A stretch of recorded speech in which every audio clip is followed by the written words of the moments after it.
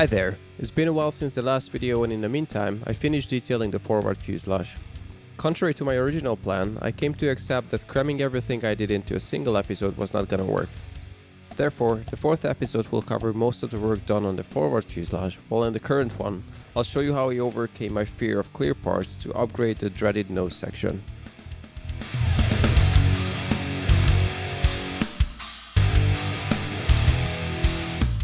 I hate clear parts. Even separating them from the sprue can induce stress cracks which are impossible to get rid of. Plastic cement tends to leave a fog-like residue over these details, and so does superglue.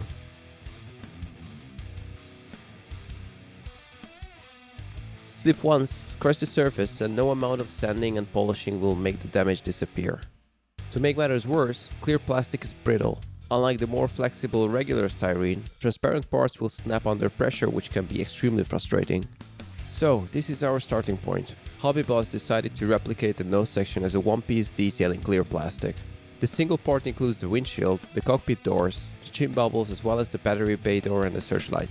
6 of these details have to remain transparent, so I don't blame whoever engineered this kit for not designing them as a handful of individual parts. However, the one thing I do blame them for is the molded on windscreen wiper. It does have some resemblance to the real thing, but its chunkiness ruins the illusion of scale. Let's step outside for a moment and take a look. The way I see it is we would have been so much better off without that monstrosity on the otherwise perfectly acceptable nose part. Anyway, it was time to take action. Not having realized how thick the plastic was, I stuffed some blue tack inside the part to avoid accidentally cracking or crushing it. I used tape to protect the surrounding area and began to carefully sand off the unwanted detail. Starting from a 600 grit sanding pad, I gradually worked my way up to 2000.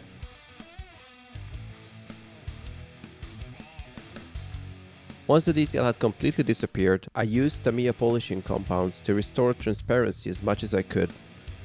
I have to say that the styrene in this kit reacts perfectly to polishing paste, which, generally speaking, is not always the case.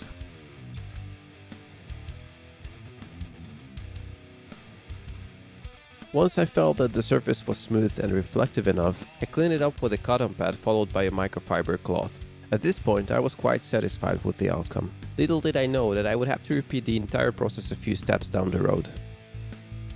The other thing that bothered me about the kit part was the faint panel lines around the chin bubbles. I wanted crisp, engraved outlines so that after painting I could use some dark wash to replicate the ceiling around these acrylic windows. I needed something to guide my scriber. The best idea I could come up with was to use the Montex mask I bought to ease the painting process later. These are made of self-adhesive vinyl, thick enough to guide the needle along the chin bubble's contour. First I put on the mask to make sure I positioned them correctly, and then I added some of the surrounding vinyl from the adhesive sheet, as I felt it would be easier to use that as a template and trace the shape inside it rather than trying to scribe around the outer edge of the mask itself. I buried the vinyl under a lot of tape to lock it in place, as the slightest movement during this process could have caused a disaster. Then I removed the mask and started scribing. I was genuinely terrified of ruining the part throughout this entire process. My mantra was to apply almost no pressure and let the scriber do the work. My hope was that multiple light passes were eventually gonna get me the result I was after. Once I felt the outline was deep enough, I removed the mask and deepened it a bit more to prepare it for the subsequent sanding and polishing.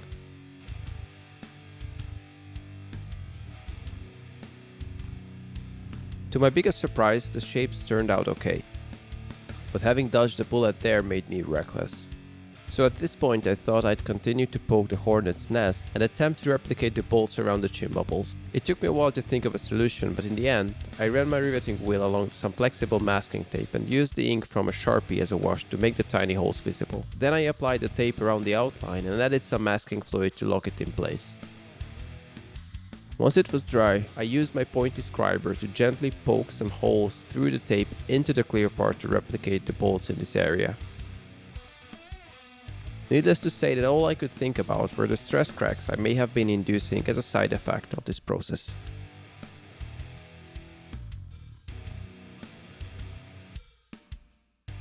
As much as I feared ruining the part by using this method for the very first time, it worked out quite well.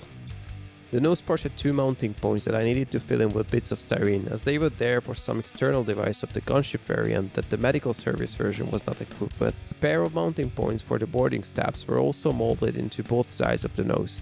Now, this is the real step, and this is the manufacturer's idea of the same detail. Again, these parts are way too chunky to be used for their original purpose, however, they have the ideal diameter to be used as blocks to erase the cavities they are supposed to be glued into. So, in a way, they are not completely useless after all.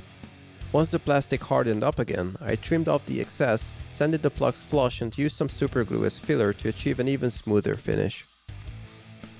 The anti-glare panel on the real aircraft looks quite busy with rivets, which is something I wanted to mimic to stay true to the overall character of the Mi-2.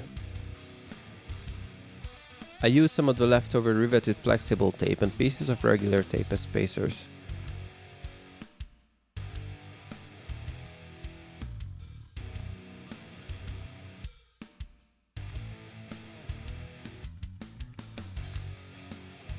Once again, masking fluid was also applied here to secure the template. All in all, I used the exact same techniques as before, so while I do this, let me take a moment to thank the growing community of subscribers for their continued interest, likes and kind remarks. If it weren't for you guys, I wouldn't know where to find the energy to record, edit and publish all this nonsense. I do realize that this type of content is for people with very specific interest even within the modeling world. And so anything you can do to tickle the algorithm by leaving comments, liking or sharing will help these videos find their way to them, or should I say, to more of us. For those of you who haven't subscribed yet, please consider doing so. Your support means the world to small channels like this one. Alright, let's get back to work now. Well, so far so good, I thought. With all the surface details applied, it was now time to add the frame around the windshield. I had this photo-etched sheet by Microdesign I was looking to borrow it from. I roughened up its back with a coarse sanding pad to give the glue something to stick to. Then I carefully separated the details placed inside the frame, which happened to be Microdesign's rendition of the boarding stabs we looked at earlier. Then I cleaned up the sides of the part to make sure I didn't accidentally scratch the windshield itself. Dry fitting the frame has revealed the problem. The brass part didn't follow the curvature of the original panel lines, which was something I decided I couldn't live with. So I sanded the remaining panel lines off and polished the part once again until I restored its former shine. During this process, I erased some of the cockpit doors outline, which I wasn't too worried about as I was going to overlay it with the matching photo etch parts. So this is what an Mi-2 wearing ski glasses would look like. At this point, I had absolutely no idea of where the frame was going to go. But after a last check to make sure the original lines were completely gone, I decided to leave my worries behind and just bend it to shape. I thought this was a good opportunity to give the MO Ultra Glue a go. It's a high-strength acrylic adhesive designed for attaching clear parts and photo etch. Not necessarily to each other, I guess, but what else could I have done at this point? Out of the jar, the Ultra Glue has a creamy consistency similar to that of PVA glue, but it dries much faster and creates more durable bonds. Having diluted it with tap water, I applied some onto the center of the frame first. I carefully placed the brass onto the windshield and used tape to hold it in position until I cleaned up the excess with tap water and a clean brush. Then I added some more glue along the outer edge of the frame and used the capillary action to get it where it needed to go. Once the center was firmly attached, I removed the tape from the sides to apply adhesive in a similar manner.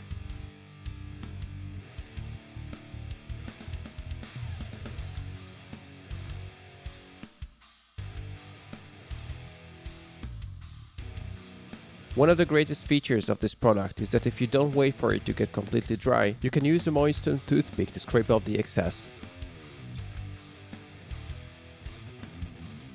So I followed the same procedure around the entire windshield.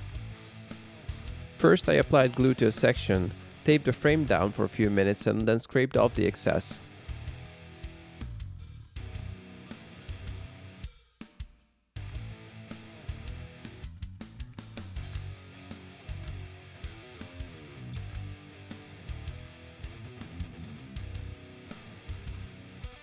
Then I removed the tape and moved on to the next section.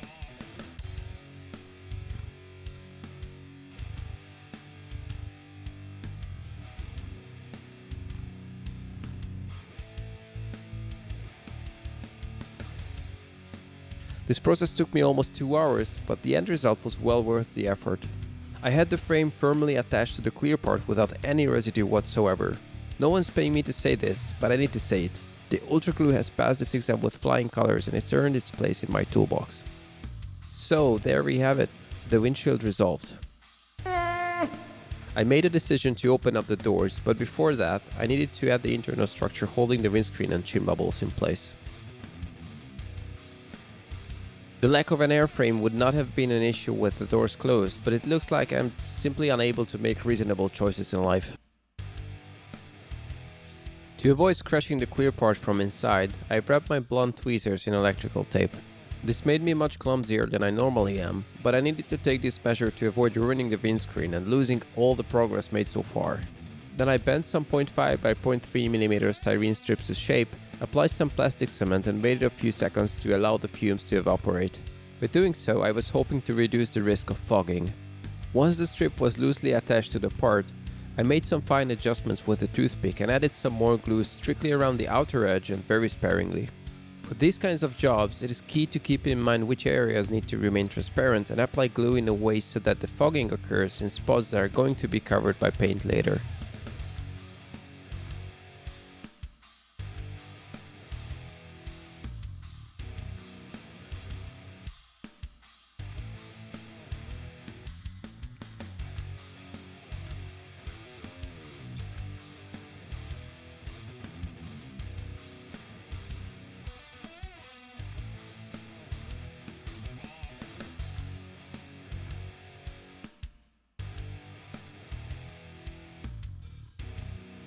Once the basic structure was complete, I continued to push my luck and glued some 0.3mm square rods along the strips added earlier.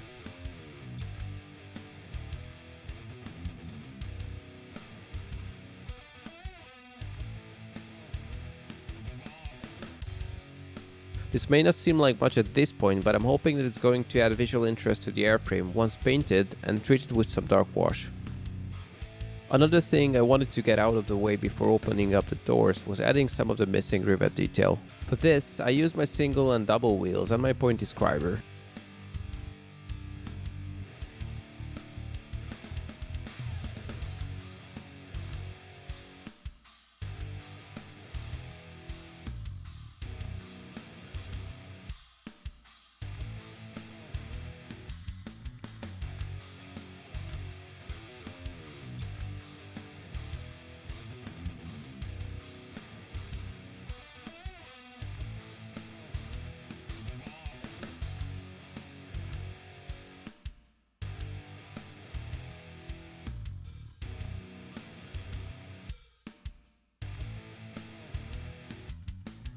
As you may be able to see, some stress cracks did appear during this process, but they didn't bother me too much as they were going to be hidden by coats of paint on both sides.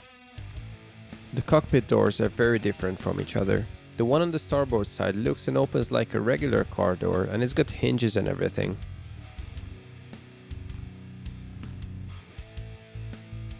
The door on the port side though is a sliding one and as such it opens by moving back and forth. I used my rotary tool to drill a bunch of holes along the inner edges of the doors. These holes needed to be very close to each other so I could carefully connect them.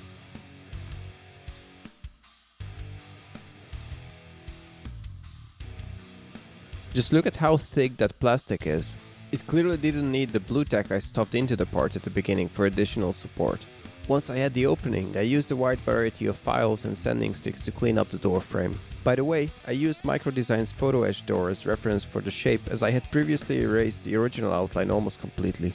Then I added a touch of thin cement and the port side was complete. Now that I had some experience under my belt, I felt more confident to open up the starboard door, which seemed more intimidating due to its round corners. But in the end, all I did was repeat the exact same steps except for swapping out the flat files for round ones where it was necessary.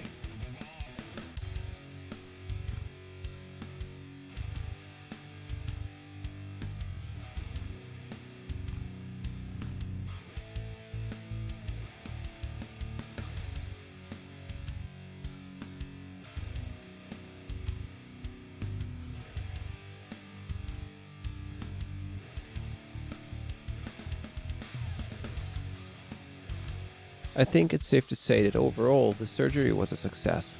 But now I will have to come up with a plan to turn the flat photo edge doors included in the micro design set into 3-dimensional ones with transparent windows. Well, that's for a later episode. Now, with both openings available, I could finally finish detailing the internal structure I purposely skipped earlier.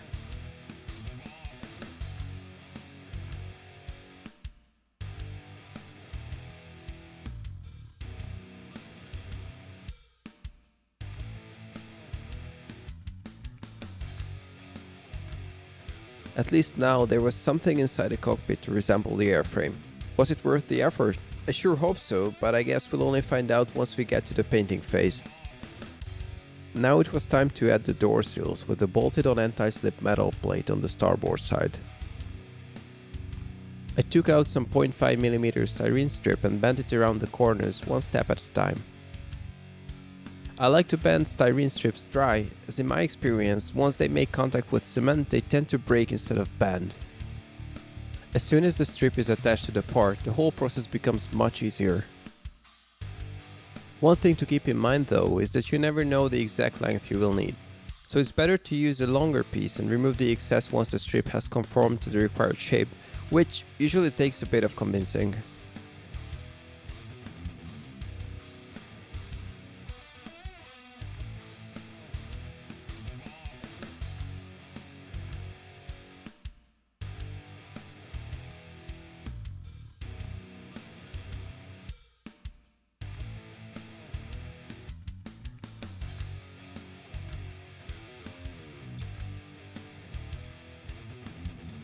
I used a piece of photo-etched brass sheet to imitate the anti-slip plate on the starboard door sill.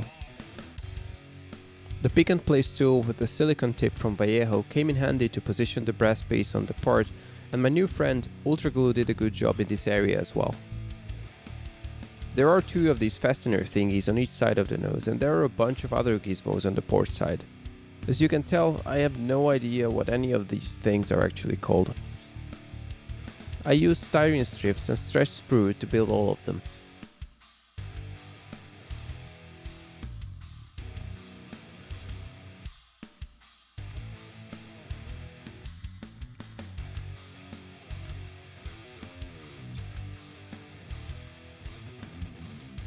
As for the protruding details, I only added their base plates for now, as otherwise I would have surely broken them off a million times while handling the model.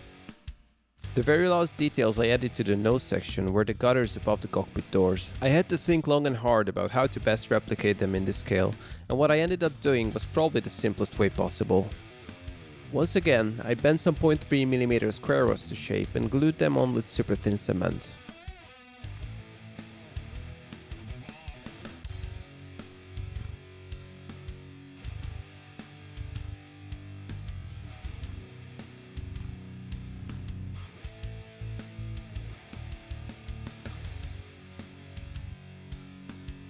Then I waited a few hours for the plastic to harden up again and masked off the windshield to protect it. After all the torture I inflicted upon the nose part, this was when it suddenly decided that enough was enough.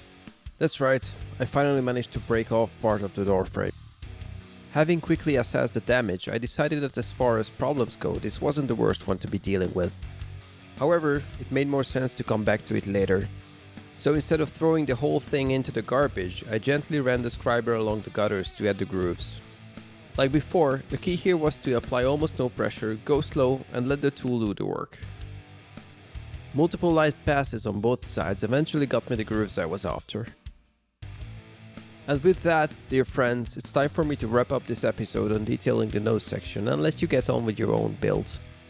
If you haven't yet done so, please consider subscribing.